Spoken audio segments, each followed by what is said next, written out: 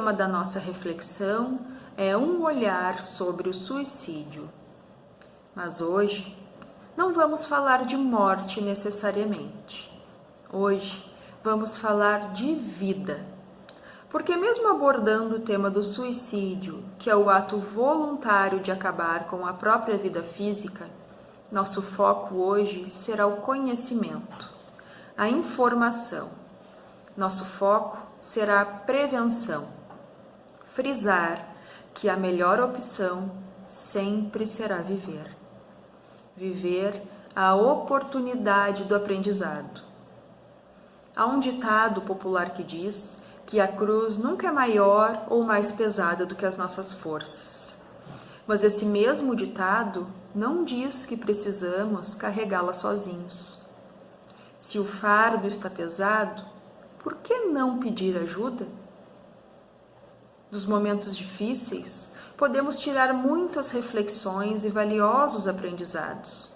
Inclusive, identificar os benefícios de compartilhar nossas dores com quem amamos, com quem confiamos. Pode ser também uma oportunidade para olhar para dentro de nós mesmos e acreditar que tudo passa. Mesmo os momentos mais difíceis, eles também passam. É acreditar em Deus e nas sábias leis da vida. É ter a certeza de um futuro melhor e saber que depende do nosso esforço, nossa calma e lucidez, melhorar os nossos dias. Eu poderia mencionar aqui alguns sofrimentos já relatados por espíritos que vivenciaram o suicídio e focar apenas nisso. Afinal, a vida não acaba com a morte do corpo. Não que esse conhecimento não seja importante, pelo contrário, precisamos sim saber das possíveis consequências de todos os nossos atos. Mas eu lhes pergunto, será que apenas o conhecimento ou o medo das consequências seria a melhor prevenção? Se assim fosse, grande parte da população não cometeria excessos que colocassem a própria vida em risco.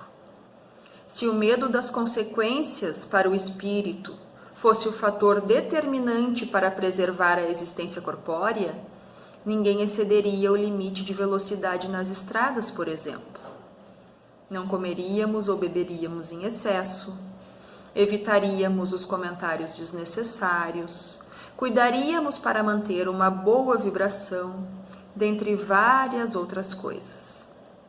Porque todas essas situações poderão gerar danos.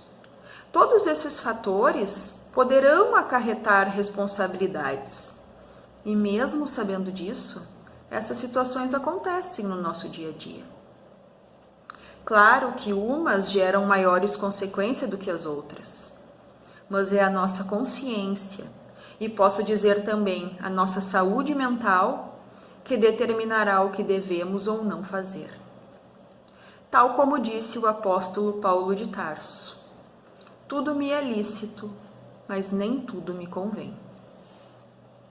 Encontramos na literatura espírita, e aqui eu gostaria de destacar as obras fundamentais da doutrina espírita, instruções dos espíritos sobre tudo o que nos cerca, a imortalidade da alma, a natureza dos espíritos e suas relações com os homens, as leis morais, a vida presente, a vida futura e o futuro da humanidade, segundo ensinamentos dados pelos espíritos, com a ajuda de diversos médiuns, compilados e organizados por Allan Kardec. Esses conhecimentos são importantíssimos para entendermos de forma racional o que somos e por que estamos no planeta Terra, onde atualmente nos encontramos encarnados. É saber que, além do autoconhecimento e automelhoramento, também precisamos cooperar com o outro. Por isso vivemos em sociedade. É entender que o problema do outro também me diz respeito, e que não posso fechar os olhos para as situações difíceis que acontecem ao meu redor, simplesmente porque nessa existência eu não tenho grandes dificuldades. Pelo contrário, se a minha atual existência é branda quanto a isso, eu deveria sim doar um pouco mais do meu tempo em prol daqueles que nesse momento precisam mais do que eu. Me colocar no lugar do outro e ser útil naquilo que está ao meu alcance verdadeiramente, sem medir, sem diminuir a dor de ninguém, sem julgamentos, mas ouvindo e acolhendo quem necessita. O suicídio, segundo a Organização Mundial da Saúde, é a segunda causa de morte no planeta entre jovens de 15 a 29 anos, tendo grande incidência também em todas as outras faixas etárias. Cada vez mais, o suicídio está sendo tratado como um problema de saúde pública e as estatísticas nos mostram por que precisa da atenção de todos. Eu vou compartilhar com vocês alguns números. Por trás de uma tentativa atendida em um pronto-socorro, existiram 3 tentativas que não foram atendidas em hospitais, 5 pessoas que chegaram a elaborar um plano para tanto e 17 que pensaram seriamente em pôr fim à própria vida. A cada 40 segundos, uma pessoa se mata no mundo. Por ano, em torno de 1 milhão de pessoas cometem suicídio no mundo. 10 a 20 milhões de pessoas por ano tentam o suicídio no mundo. A cada 30 segundos há uma tentativa.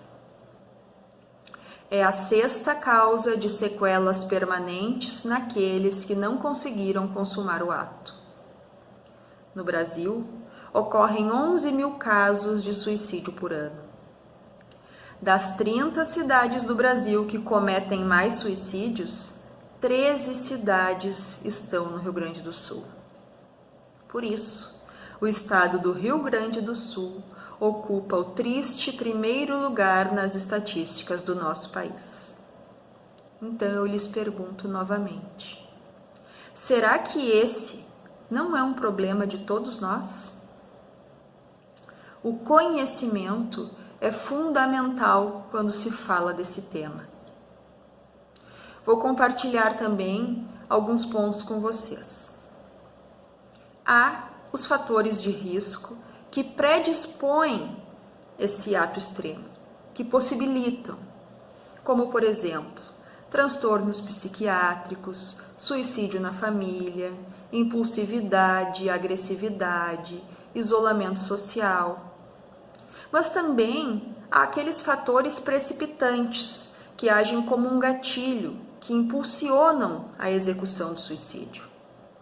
Como, por exemplo, desilusão amorosa, separação conjugal, conflitos relacionais, derrocada financeira, perda de emprego, desonra, vergonha, embriaguez, entre tantos outros. Há também os aspectos de risco relacionados à infância, como negligência, abusos sexual, físico, emocional, dificuldades de apego, estresse emocional precoce, o bullying e etc. É uma série de fatores que precisam ser analisados e investigados. Não há uma causa, mas o somatório de vários fatores. Por isso, precisamos sim nos preocupar desde a infância com a atenção, o diálogo, o compartilhamento das situações diárias, a fé, o respeito, porque são aspectos que, quando bem vivenciados, podem reduzir os riscos que levam o indivíduo a pensar ou cometer o suicídio. Isso não quer dizer que alguém que tenha tido e vivido todos esses elementos citados fique imune a essa decisão. Mas esses sentimentos, essa importância que o indivíduo recebe, leva consigo para toda a vida e podem fazer sim pesar na hora da escolha. Quem se mata não quer acabar com a própria vida. Quem se precipita na direção do suicídio quer acabar com a sua dor, com o sofrimento, angústia, medos. Precisamos urgentemente dar mais atenção à educação moral, tanto a nossa, como a educação moral daqueles que são da nossa responsabilidade, daqueles que conosco convivem.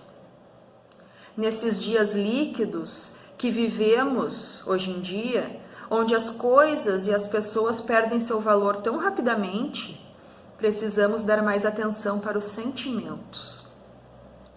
Porque proporcionar uma escola de qualidade para nossos filhos é ótimo. Poder pagar um plano de saúde, um sonho para muitos. Ofertar sucessivos brinquedos, equipamentos eletrônicos, viagens, por vezes é a prioridade. E a atenção, o diálogo, o comprometimento integral com aquela pessoa naquele momento de cumplicidade? Sabemos que muito de nós temos rotinas corridas, estamos repletos de compromissos a cumprir, contas para pagar.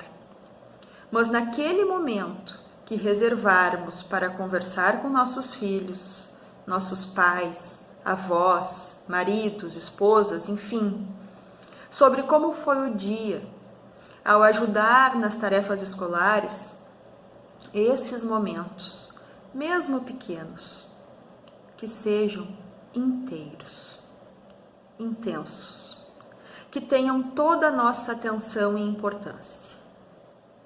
O olho no olho, o interesse, o convívio de amor fortalecerá o ser eterno.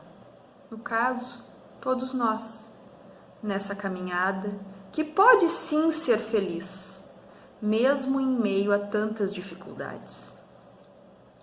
O mês de setembro na área da saúde é considerado o mês da prevenção do suicídio, o Setembro Amarelo. Há alguns fatos e alguns mitos sobre o tema que eu gostaria de trazer para a nossa conversa de hoje. Por exemplo, é mito que as pessoas que ameaçam o suicídio não o farão, que querem apenas chamar atenção. Isso é mito. É fato que a maioria das pessoas que se mataram deram aviso da sua intenção. Mito também é que os suicidas não têm intenção absoluta de morrer, como é fato que a maioria transitam por sentimentos de certeza e dúvida. Outro mito: não se pode falar sobre suicídio, pois pode aumentar o risco de tentativas. Aqui, não estamos falando de fofocas ou curiosidades, mas de conhecimento e prevenção, porque é fato que falar sobre o assunto nesses moldes pode aliviar a angústia que esses pensamentos trazem. E não é à toa que há mais de 50 anos foi fundado o CVV, o Centro de Valorização da Vida, que através do número 188 recebe ligações gratuitas 24 horas por dia, todos os dias do ano, em que voluntários treinados querem saber: como vai você? Também é mito quando dizem que a pessoa que já pensou em suicídio terá risco de suicídio para o resto da vida. Assim como é fato que pensamentos suicidas podem retornar, mas eles não são permanentes. Em alguns casos, podem nunca mais voltar. Também é mito que a pessoa que pensa em realizar o suicídio mostra-se sempre deprimida. E é fato que muitos antes de se matar se comportam muito felizes, porque já tomaram a decisão. É mito que o suicídio é uma decisão individual, alegando que cada um tem direito ao livre-arbítrio. É fato que essas pessoas estão passando por problemas que alteram a sua percepção da realidade. E este fato aqui faz referência à parte psicológica. Mas agora eu gostaria de fazer um parênteses dividindo esse mito que fala do livre-arbítrio em 2 momentos na linha do tempo. Essa frase que diz: a decisão de se suicidar pode ser aceita em virtude da nossa livre escolha, não está de acordo com a doutrina dos espíritos, pois se assim fosse, também concordaríamos com a eutanásia e o aborto, por exemplo. Ao contrário, se percebermos essa situação em nós ou nos outros, precisamos sim ajudar a todos os envolvidos a sair desses pensamentos, a procurar também ajuda médica. Isso é importantíssimo, isso é fundamental.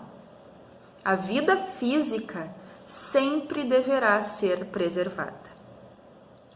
O segundo momento na linha do tempo que mencionei é quando o suicídio, infelizmente, é realizado e não temos mais como mudar a situação.